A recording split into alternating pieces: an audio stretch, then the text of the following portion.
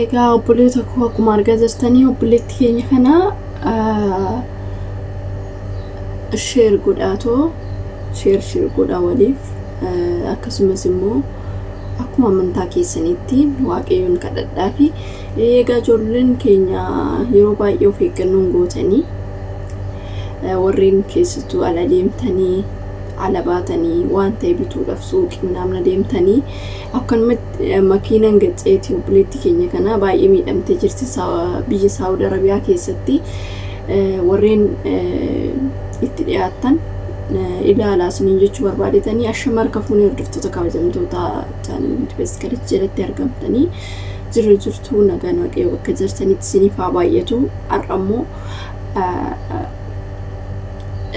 wal tuffachuun gaarii miti waan tokko waan walirraa barannu tokkotu jira innis maal seetanii namni tokko tarii ani waan gaarii haasa'ee badaa haasa'ee waan xiqqoo waan haasa'u kanarraa waan xiqqoo qabachuun dirqama innis maal seetanii obboloota koo yeroo baay'ee jechuudha biyya ormaa keessatti akkuma baala barzaa fi arcaa deemu ijoolleen keenya jechuudha. Kanaaf maal isiniif dhaamuun dhufe seetanii hanga isinii danda'ametti ijoolleen suuqii deemtanii meeshaa bittan akkasumas immoo maaliif daandumaan ani dhiyoorree ta'ee muddamaan illee ta'ee warreen deemtanii of eeggannoo godhaa maatii keessaniif jiraadhaa ofiif jiraadhaa isiniin jedhee obboleettiin keenya kun suuqii yoo deemuudhaaf jettu kan makiinaan gaca'ee jechuudha akka malee miidhamteetii jirti kanaaf karaarra yoo deemtan of eeggannoo godhaa isiniin jechuu barbaadetanii yeroo baay'ee miidhaan ijoolluma keenyarra kan ga'u kanaafiyyuu sirriitti of eeggannoo gochuun barbaachisaadha isiniin jedha akkasuma beektanii ijoollee ala hojjetan kana keessattuu mana kontiraataa osoo hin taane warra ala hojjetanii jechuudha. Maal seetanii yeroo baay'ee nan argasii nan dhagaasii Tsiyoon takkatu jira isheen ala hojjetti osuma kaattuu bakka akka biyya keenyatti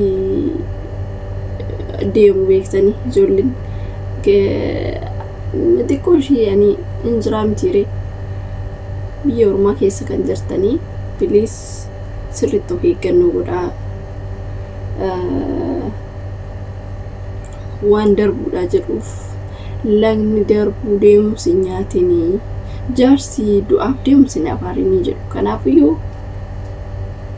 qasettanii yoo deemtanii wanti waaqa wajjinii sinillee of eeggannoo gochuu qabdu ishee tana qofaa miti micattinii namoota baay'eedha ijoollee baay'eedha kan yeroo baay'ee makiinumti kun gaca'u yookaan ijoollee mana barnootaatti ijoollee fiduu deemu dhugaa dubbachuuf ani ijoollee biyya kana keessatti Dubaay kana keessatti ijoollee baay'een beeka jechuudha ijoollee kanatti makiinaan gacaatee jechuudha.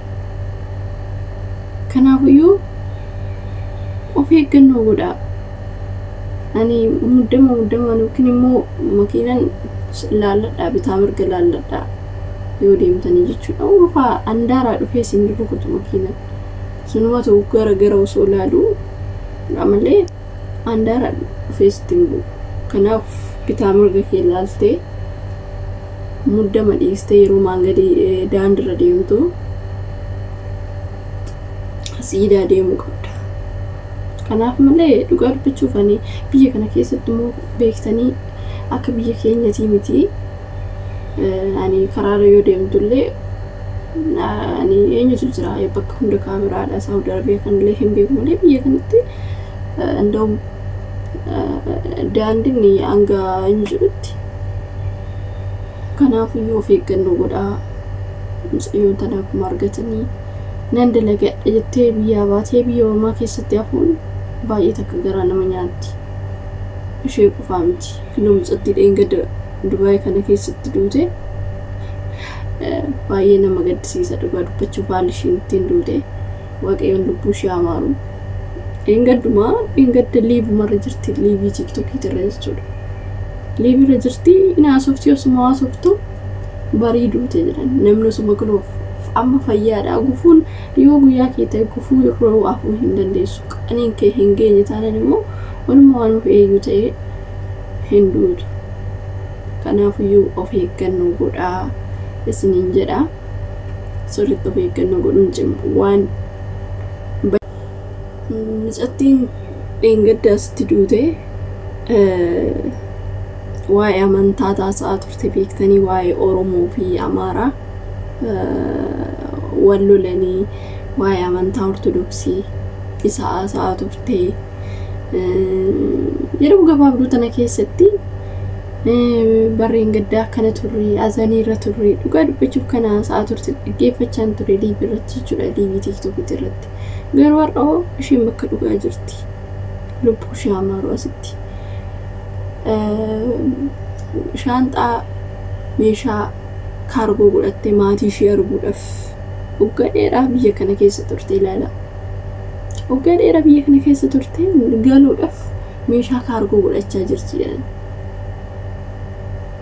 Waggaa dheeraa turteet hanqatte. Carraa ofii ilaala. Kanaafiyyuu of eeggannoo gochuun barbaachisaadha. Waan tokko waraqata qabne taanaan gara seeratiin jirra taanaan dafnee gara mana yaalaa deemu. Osoo ofirratti hin beekeen garuu namatu ajjeese jedhu isheen garuu dhibee axxaadaa waan qabeef isumatu ajjeese jedhu. Garuu immoo dhugaa ishee rabbiin yaa barbaadu namni saba kana ajjeese ta'e baay'ee tokko nama azaazana yeroo ammaa kanatti namni keenya dhugaa dubbachuuf hin beekon. Akkuma baala barsaa fi guyyuma guyyaadhaan biyyumas gaaf tokko biyya kanaa oduu gaaf tokko bakka qiyaarii ta'e. Kanaafuu of eeggannoo godhaa lubbuu keessan akkuma salphaatti inni ilaalinaa isiniin jedha. Yeroo baay'ee dhugaa dubbachuu fi ani waan kana irratti nan dubbadha. Garuu immoo beektanii yeroo takka hin jiraamti yaaduun waaqayyo fiidiyoo namti hundumtuuyyuu hin oolu. Gin ani ofii kiyyaaf sirriitti of eeggachuun qaba waa hundumarraa. Haaluma salphaadhaan waan bakka namatti dhufu tokko dhugaa dubbachuuf namatti ibsamee beektee gaafa tsalotii goote gaafa kadhannaa yeroo hundumaayyuu akka amantuma keetiin gaafa kadhannaa godhatte bakka waan tokko sitti ibsa beektee fuuldura keetitti dhugaa dubbachuuf. Kanaaf sirriitti of eeggannoo godhaa isiniin jechuun barbaada. እንግዲህ ፕሌት keenya immoo waaqayyoon ishee amaaru akkuma amantaa keessatti kadhannaa godhaa fi ishee fayyisu hedduu akka garaan nyaatte dhugaa dubbachuuf እንግዲህ lubbuudhaan tarraftee jirti waaqayyoonis harka jala qabatee ishee amaaru